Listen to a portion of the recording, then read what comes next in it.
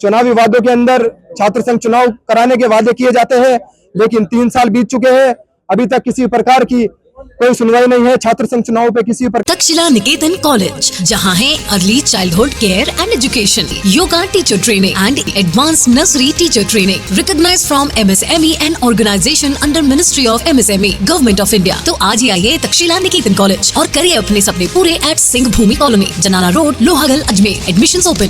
जिस प्रकार प्रदेश के अंदर छात्र शक्ति की आवाज को दबाने का प्रयास ये भजनलाल पर्ची सरकार कर रही है।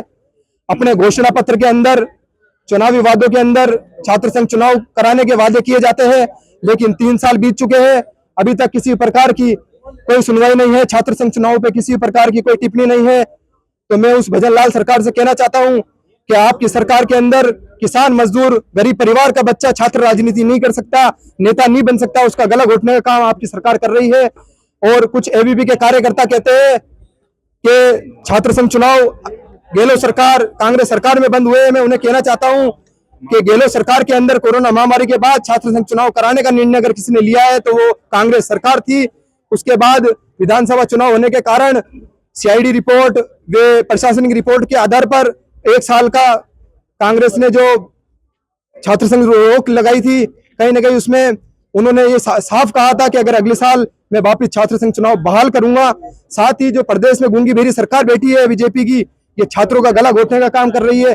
आज हमने राजकीय महाविद्यालय अजमेर के अंदर हमारे प्रिंसिपल महोदय को मुख्यमंत्री के नाम ज्ञापन दिया है। ज्ञापन में हमारी मांग है कि जिस प्रकार प्रदेश में छात्र संघ चुनाव जो बंद पड़े उसकी बहाल किए जाए और छात्र शक्ति को एक नई ऊर्जा दी जाए, क्योंकि देश प्रदेश के अंदर छात्र परेशान हो रहा है, विश्वविद्यालय के चक्कर काट रहा है, महाविद्यालय के चक्कर काट रहा है, लेकिन कोई सुनने वाला नहीं है। उनकी बड़े बड़े जो हमारे टीचर है वो उनकी आवाज दबा देते हैं। अगर कोई लाइन में लगता है या फॉर्म जमा कराना आता है तो उनको काफी परेशानी भी उत्पन्न होती है। तो कहीं ना कहीं इसमें छात्र शक्ति की आवाज को दबाया जा रहा है। उसी मांग को लेकर आज हमने मुख्यमंत्री के नाम ज्ञापन दिया है और मांग की है कि प्रदेश में बैठी गूंगी बेरी सरकार वापस छात्र संघ चुनाव बहाल करे। नहीं तो आज तो हमारा शांतिपूर्वक ज्ञापन का काम था।